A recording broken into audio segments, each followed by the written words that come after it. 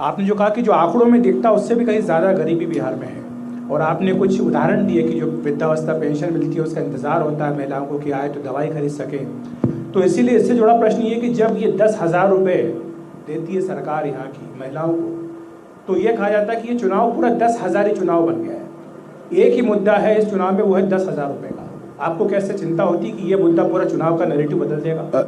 मान लीजिए एक बार को तर्क के लिए आप ही की बात मान लें कि 10,000 बहुत बड़ा मुद्दा है, तो दो बातें इससे बिल्कुल क्लियर है कि ये सरकार की व्यवस्था में लोग, जो सरकार या व्यवस्था में बैठे हुए लोग हैं, उनकी राजनीतिक और प्रशासनिक इमोरलिटी दिखा रहा है कि आपने 5 साल कुछ नहीं किया और चुनाव के ठीक पहले ऑर्गेनाइज तरीके से 10,000 रुपये देकर चुनाव जीतने की कोशिश कर रहे हैं। एक तरह से लिटरली गवर्नमेंट लेड भ्रष्टाचार है, ब्राइबरी है।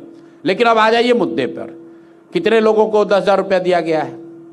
1 करोड़ लोगों को सरकार ने दावा किया, और अभी जैसे जैसे चुनाव नजदीक आ रहा है तो अभी और लोगों को पैसे भेज रहे हैं।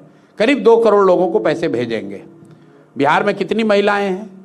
6.5 करोड़। अगर उसमें से नाबालिगों को हटा भी दे तो भी 5 करोड़ महिला हुई। तो अगर 2.5 करोड़ लोगों को मिलने से वो वोट दे देगा तो इसका रिवर्स भी ट्रू है, जिसको नहीं मिला वो भी नहीं देगा।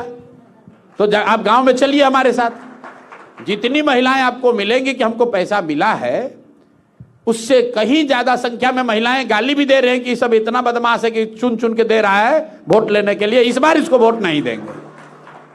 और आप लोग इसका जो तुलना कर देते हैं महाराष्ट्र वगैरह से, महाराष्ट्र में यूनिवर्सली सबको पैसा दिया गया है और एक वन शॉट नहीं दिया गया है, हर महीने दिया गया है।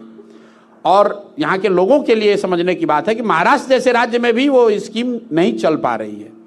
तो 10,000 रुपया अगर दे रही है सरकार, तो आप बिहार जैसे राज्य से 10,000 रुपये अगर आप देने की स्थिति में हैं तो आपको पहले देना चाहिए था। और लोग अगर 10,000 रुपये पर अपना वोट बेच देंगे तो मैं बिल्कुल कैमरे पर कह रहा हूं कि तैयार रहो, अगले 5 साल के लिए तुम्हारा इंदिरा आवास भी बिक गया, तुम्हारे बच्चों के लिए पढ़ाई और रोजगार भी उसी 10,000 में बिक गया। अगर आप 10,000 में बेच देंगे तो फिर इसी जीवन को जीना पड़ेगा आपको।